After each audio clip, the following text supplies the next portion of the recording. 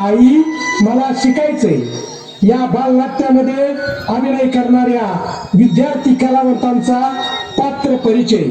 महाराज अनेश साळुंके, दासूबाबा शुभम डिसले, राणी कल्याणी शिर्के, पूजा धनश्री साळुंके, झंप्या आदर्श साळुंके, नकुसा मानवी शिर्के, आई संचिता शिर्के, बाई लक्ष्मी साळुंके, नेपथ्य सौ कोळी मॅडम, संगीत संकल्पना माननीय तरटे सर, रंगभूषा वेशभूषा माननीय कुंभार सर, लेखन दिग्दर्शन जतू गारडे.